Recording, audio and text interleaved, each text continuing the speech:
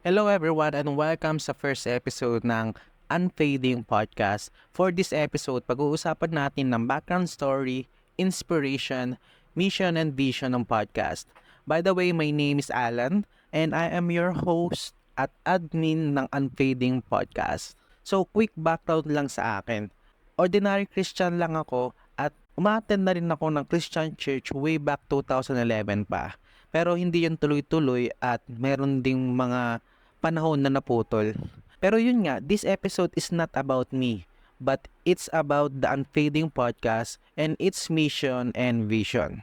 Okay? So to start this episode, magsimula tayo sa pagbabasa ng mission statement. Our mission is to serve as an instrument of the Lord, sharing the good news of salvation through Jesus Christ and offering inspiration and hope through the testimony of individuals touched by God.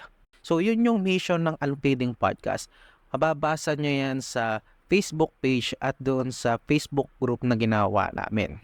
Ngayon, i-discuss natin yung each component ng mission statement namin. Number 1, sasagutin natin yung tanong na, what does it mean to be an instrument of the Lord? Sa Tagalog, ano ang ibig sabihin na maging instrumento ng Panginoon sa context ng Unfading Podcast?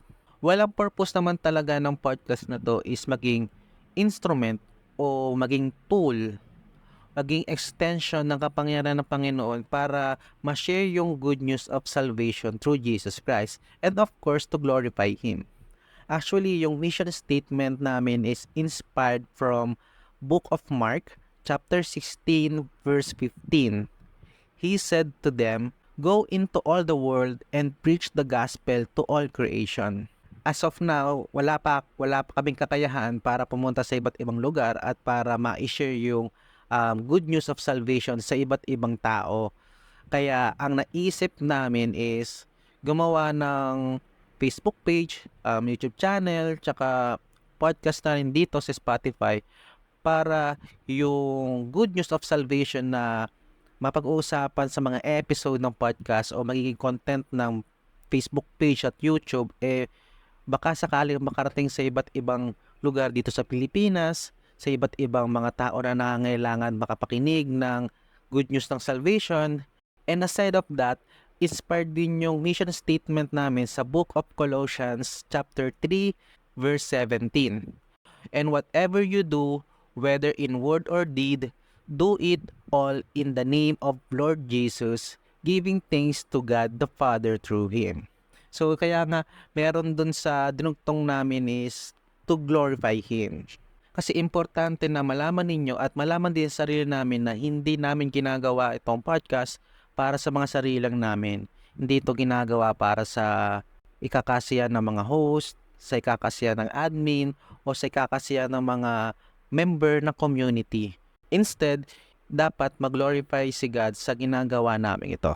Diba? Dapat ganoon naman talaga dapat. Ngayon, yung pangalawang question na sasagutin natin for the mission statement is, how do podcasts provide inspiration and hope? Sa Tagalog, papaano makapagbibigay ng inspirasyon at pag-asa itong podcast na to? Number 1 is sharing testimony.